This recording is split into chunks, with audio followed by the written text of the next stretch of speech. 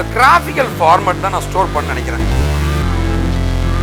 ஜாயின்ஸுங்க, வேர் கிளாஸுங்க, aggregate ஃபங்க்ஷன்ஸ்னு அடுத்து வந்து டேட்டாவை எஃபெக்டிவாக எப்படி ரிட்ரீவ் பண்ணுறது தெரிஞ்சுக்கணும் இல்லைங்களா, அதுக்கான கொரிஸ்ங்க. அந்த டேட்டா இன்னைக்கு எல்லாமே வந்து ஒரு டேட்டா தாங்க. ஒரு வெப்சைட்லேருந்து ஒரு டேட்டாவை கலெக்ட் பண்ணுறேன், ஒரு மொபைல் ஆப்லேருந்து ஒரு டேட்டா கலெக்ட் பண்ணுறேங்க, ஒரு பேங்க்கில் டேட்டா, என்னுடைய காலேஜ் மார்க்ஸ் டேட்டாங்க, என்னோட ஸ்கூல் மார்க்ஸ் டேட்டான்னு எல்லாமே அந்த data.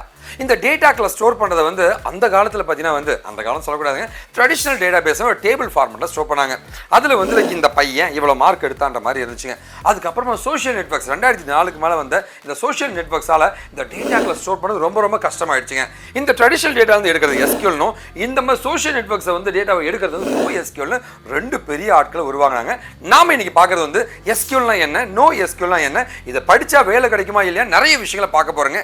Any degree, any year pass out, வேலைக்கு போகணும் நேர்மையாக காசு கொடுக்காம போகணும்னு நினச்சிங்கன்னா இந்த டெக்னாலஜி படிங்க. SQL and NoSQLங்க செம ஸ்கோப் இருக்குங்க. நான் உங்களோட அண்ணன் Venkat from KaaShiv InfoTech. Welcome to சேனலுங்க. இது வந்து ஒரு சென்டிமெண்ட்டான டெக்னாலஜி எனக்குங்க.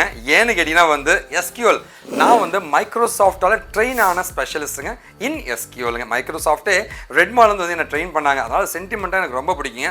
அண்ட் HCL டெக்னாலஜியில் வந்து ஃபர்ஸ்ட் இயர் வந்து .NETல ஒர்க் பண்ணாலுமே வந்து 2வது வருஷம் SQL டெவலப்பராக தான் ஒர்க் பண்ணேங்க. அண்ட் SQL DBA ஒர்க் பண்ணேங்க. நான் ஆஸ்திரேலியாவுக்கு போனதும் SQLக்காக தாங்க. So data warehousing and data மைனிங்கில் தான் வந்து நான் வந்து ஆஸ்திரேலியாவுக்கு போய் காமன்வெல்த் பேங்க் அப்படின்ற பேங்க்லையும் மெக்கோரி அப்படின்ற பேங்க்லையும் ஒர்க் பண்ணுங்க. ஸோ ரொம்ப சந்தோஷமாக இருக்குது. அண்ட் என்னுடைய மைக்ரோசாஃப்ட் அவார்டு வந்து SQLல தான் எனக்கு கொடுத்தாங்க. So Microsoft most valuable professional இன் SQL தான் வந்து மைக்ரோசாஃப்ட் எனக்கு அவார்டு கொடுத்தாங்க. இது ஒரு சென்டிமெண்ட்டான டெக்னாலஜி. NoSQL பற்றி நான் பேசணும் அப்படின்னா வந்து நான் ஆஸ்திரேலியாவுக்கு போன முன்னாடி என்னுடைய ரிசர்ச் ஒர்க் எல்லாமே NoSQLல தான் இருந்துச்சுங்க. அந்த NoSQLக்காக தான் வந்து நான் அது பெஸ்ட்டாக பண்ணதுக்காக தான் வந்து நான் வந்து என்னுடைய ஆஸ்திரேலியாவில் லீடிங் லைட்ஸ் ரைசிங் ஸ்டார்ன்ற இந்த அவார்டை வாங்கியிருக்கேங்க. ஸோ ரொம்ப சந்தோஷமாக பெருமையாக இருக்குங்க இந்த டெக்னாலஜி பற்றி நான் பேசுகிறேன்.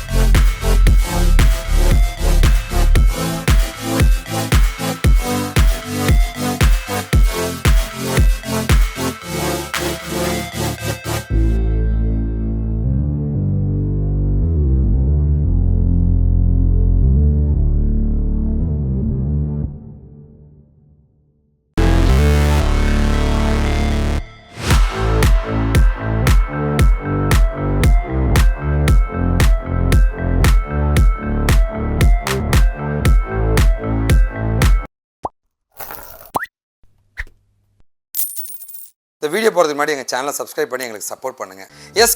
SQL என்னங்க, ஸ்ட்ரக்சர்டு கொரி லாங்குவேஜ்னு சொல்லுவாங்க. SQL அப்படின்னு பார்த்தீங்கன்னா ஒரு டேட்டா, ஒரு ஸ்டூடெண்ட் இருக்கான்னு வச்சுக்கோங்க, அவனுக்கு இவ்வளோ மார்க்கு, இந்த சப்ஜெக்டில் மார்க்கு, இந்த ஏஜ் அப்படின்னு அவனோட டீட்டெயில் இருக்கும். அந்த மாதிரி எல்லா ஸ்டூடெண்ட்டுக்கும் ஒரே டேட்டா தான் இருக்கும்.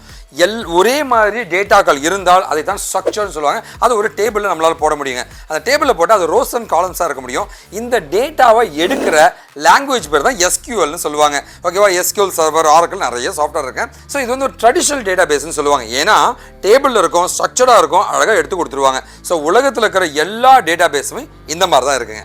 SQL பற்றி நீங்கள் சொல்லிட்டீங்க. NoSQL என்னன்னா வந்து ஸ்ட்ரக்சர்டாக இருந்த SQLங்க, ஒரு டேட்டா அன்ஸ்ட்ரக்சர்டாக இருக்குங்க. சோஷியல் நெட்வொர்க் இருக்குங்களா, ஒருத்தர் இருக்கான், நான் இருக்கேன், 10 ஃப்ரெண்டு, 100 லைக், 20 ஷேர், 5 கமெண்ட் பண்ணியிருப்பேன். அதுவே நீங்களும் அப்படி பண்ணியிருக்க மாட்டீங்க.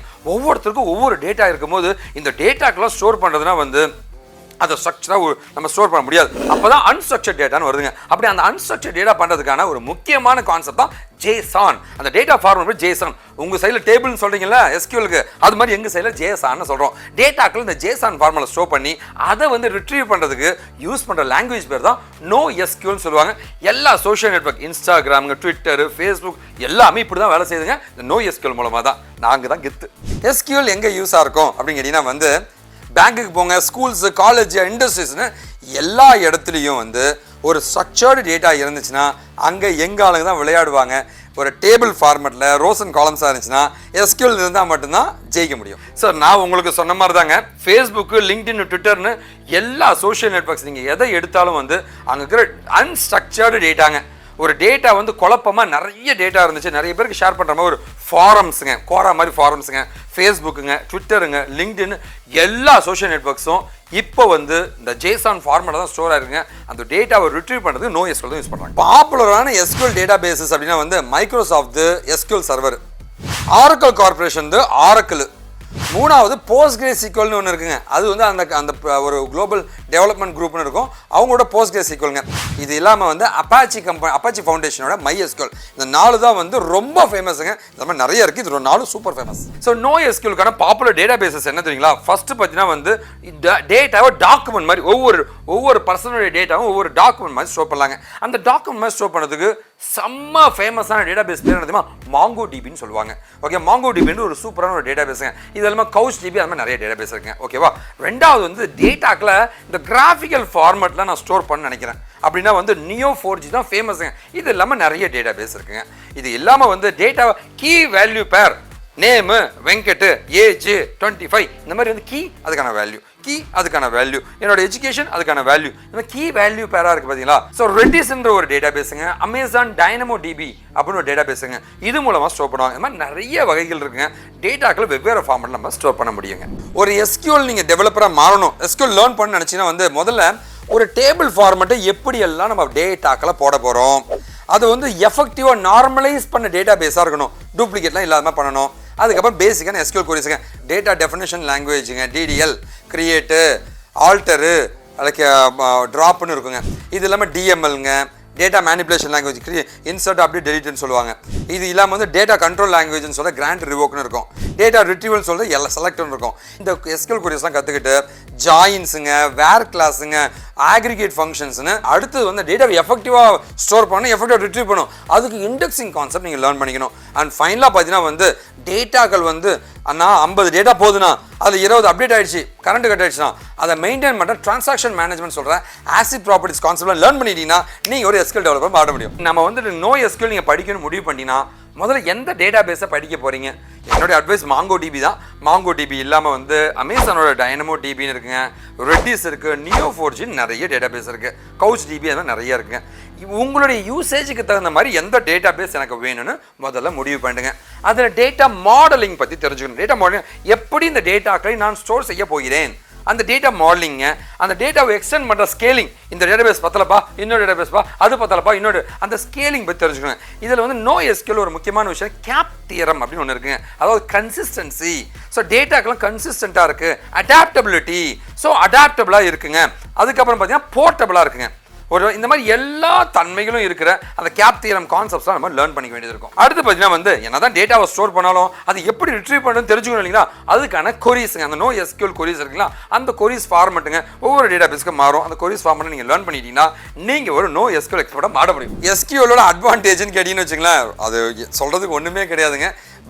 டேட்டாவை வந்து எடுக்கணும் அப்படின்னா இவன் எல்லாம் பண்ணவே முடியாதுங்க. ஸோ ஸ்ட்ரக்சர்டு கொரி லாங்குவேஜ் அப்படின்னு சொல்கிறோம் இல்லையா, ஸ்ட்ரக்சர்டான டேட்டாவில் இருக்கும் கொரியை எடுக்கக்கூடிய தன்மை படைத்தவன்னா எங்கள் கெத்து SQLங்க. அட்வான்டேஜ் நான் உங்களுக்கு முன்னாடியே சொன்னது தாங்க.